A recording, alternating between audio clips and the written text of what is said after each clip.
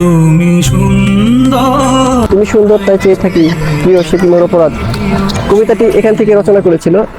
এই এই যে পাশে দিঘি ঘাটটা দেখা যাচ্ছে, এখানে বসেই কাজী নজরুল ইসলাম এই কবিতাটি লিখেছিল। তো ওই টানে আসা আর কি। তেওতা জমিদার বাড়ি মানিকগঞ্জ জেলার শিবালয় উপজেলা অবস্থিত বাংলাদেশের প্রাচীন জমিদার বাড়ি ও প্রত্নতাত্ত্বিক স্থাপনা। এটি শিবালয় উপজেলার তেওতা নামক গ্রামে অবস্থিত। ইতিহাসবিদদের মতো 1700 শতকে এই জমিদার বাড়িটি নির্মাণ করা হয়েছিল। এটি নির্মাণ করেছিলেন পঞ্চানন সেন নামক এক জমিদার। পরবর্তীতে এই জমিদারি প্রতিষ্ঠা করে জয়শঙ্কর ও হেমশঙ্কর নামক দুইজন ব্যক্তি। ভারত বিভক্তির পর তারা ভারত চলে গেলে বাড়িটি পরিত্যক্ত হয়ে যায়। জমিদার বাড়িটি বিদ্রোহী কবি কাজী নজরুল ইসলাম ও প্রমীলা দেবী প্রেমের স্মৃতি বহন করে। অন্যদিকে এই জমিদার পরিবারের এক সন্তান পশ্চিমবঙ্গের স্বরাষ্ট্রমন্ত্রী হিসেবে দায়িত্ব পালন করেছে। সন্তান ভারত উপমহাদেশের প্রথম যক্ষারোগ বিশেষজ্ঞ হিসেবে ইতিহাসের পাতায় নাম লেখান।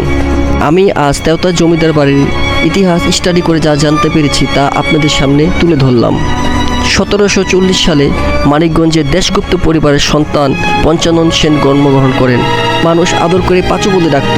খুব অল্প বয়সে বাবা মা মারা যাওয়ায় তার বাল্যকাল খুব দারিদ্রতার মধ্যে কাটে। একসময় ভাগ্য ফেরাতে দিনাজপুরের উদ্দেশ্যে রওনা করেন। সেখানে কাটতে লাগলো তার শৈশব ও বাল্যকাল। দিনাজপুরের তামাক ব্যবসা করতে লাগলেন। প্রায় 50 বছর ব্যবসা করেছিলেন এবং প্রচুর অর্থের মালিক হন। দিনাজপুর থেকে মানিকগঞ্জের তেওতা আসেন এবং কয়েক বিঘা জমি কিনেন।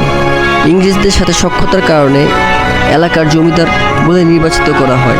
এই সময়ে তিনি কর দিতেন বাৎসরিক 60,000 টাকা। এ থেকে বোঝা যায় তিনি কী পরিমাণ অর্থের মালিক ছিলেন। তিনি এই জমিদার বাড়িটি স্থাপন করেন 7 একর জমির উপরে, আর এতে রয়েছে 55টি কক্ষ। এই জমিদার বাড়িতে আসার পর এক অদ্ভুত অভিজ্ঞতা হলো। আমি যখন ড্রোন শট নিচ্ছিলাম, এই জমিদার বাড়ির সিঁড়ির এক হাত পরে একটা নির্দিষ্ট জায়গায় গেলে ড্রোনটা কন্ট্রোল হারিয়ে ফেলছিল। একে 4বার অ্যাক্সিডেন্ট হয়েছে। বারবার চেষ্টা করেও কাজ হয়নি। আমার মনে হয় এই জায়গাতে হয়তো কোনো ম্যাগনেটিক বা টেকনিক্যাল ডিস্টার্ব রয়েছে। কোনো প্রজেক্টে গিয়ে আমি এতবার ড্রোন ক্রাশ করি নাই, আমার কন্ট্রোলই থাকতেছে না।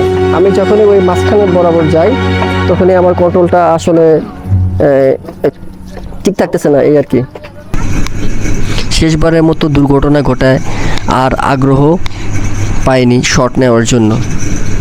তবে কষ্ট লাগে জমিদার বাড়ির বর্তমান অবস্থায় এসে।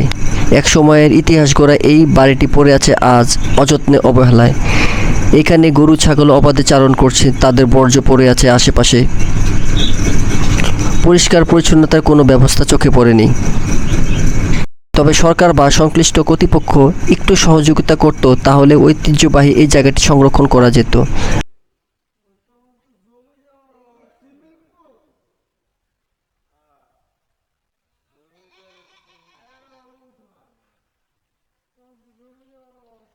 আমি এই ব্লগের মাধ্যমে অনুরোধ জানাই এটার প্রতি যত্নশীল হওয়ার জন্য। আর এখন এখান থেকে বিদায় নিচ্ছি। দেখা হবে অন্য কোথাও নতুন আরও একটি গল্পে। সাথেই থাকুন ট্রাভেলার আলিফের।